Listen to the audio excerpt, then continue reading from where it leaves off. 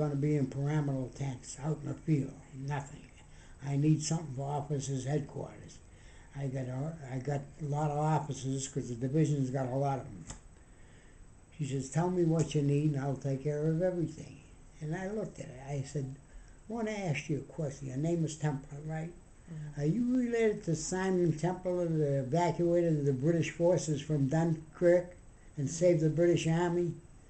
She says, well, kind of. That was my son. I said, madam, whatever you pick out is good enough for me. And I started to leave. She said, where you going? I says, I got to find a place to stay. I don't think there'll be anybody in here for 2 months or 10 weeks. She says, you see this place? She says, there's 3 of us here, the maid, the butler, me. She said, all the rest of the rooms are empty. If you have any room in the house. She said, we haven't got any petrol, but we got food. We're eating pretty good.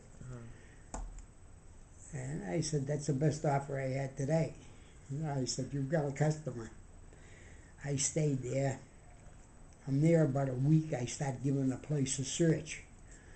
And what looked like must have been stables, I go into one of them, and up on blocks I find a, what the hell's the name of it? It's a cheap of the car, the Rolls Royce made them. Oh, okay. And I looked at it, and it was a brand new car, 1939.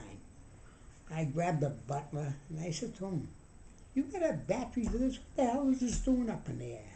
I said, no petrol. She said, no petrol. He says, I took the battery out so the thing wouldn't go dead. And I said, she can't get any gas, and her son was the general that saved the British Army. And he says, yeah. And I said, give me the battery. He brings me the battery down, and I had a jump of cables on the Jeep, and I give it a hot shot, and I put it in there. I had 2 5-gallon cans of jerry cans on the Jeep, and I threw them into it. Boy, they made them right. I turned the key, and bing, this thing started. Since 1939, 2 years old, I hadn't been off the blocks. So I get back up to the house, and I rap at the door. She says, what can I do for you? I said, how about taking a ride to Belfast? That's about 20 miles down the road. That's the major part. In fact, that was the capital, the British capital of the Northern Ireland. You know, they had to fight with the North and the South. She says, no, Julie, I couldn't go in that Jeep. She'd break my back. I said, we're not going. We're going in your Bentley. The Bentley, she says. How'd you get it going? I said, you see the Jeep? I had 2 cans of gas on it. I got the battery. I charged the battery up. I turned the key, and it started. It had right-hand drive on it because they drove right-hand, not left-hand. But I didn't care because there's nobody on the road.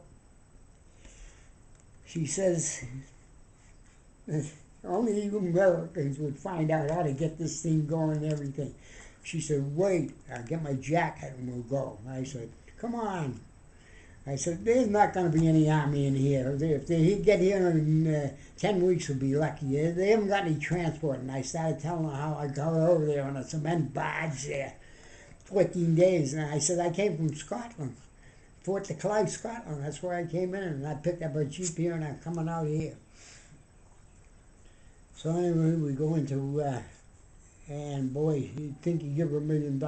20 miles down the road, she's a millionaire. She's got a gas and everything, and she hasn't been to Belfast since 1939. Wow. Anyway, they bring the troops in 10 weeks. It was about 10 weeks later.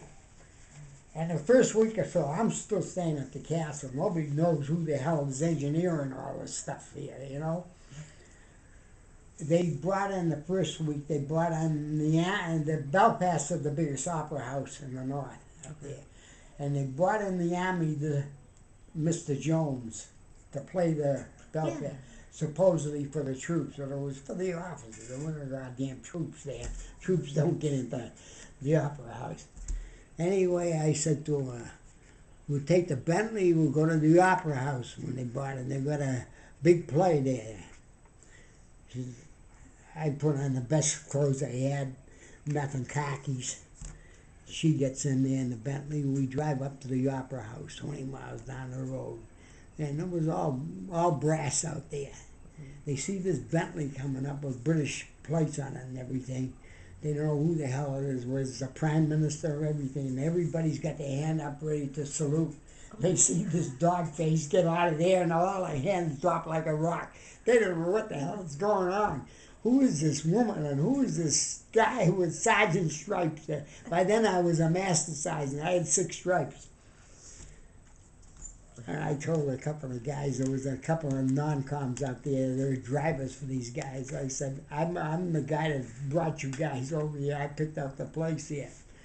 And they said, thanks a lot. They said, we ain't even going to get in here. We'll be sitting out in the cars. And I stayed there, about 8 more weeks when they were started training over there. And then we shipped across to England.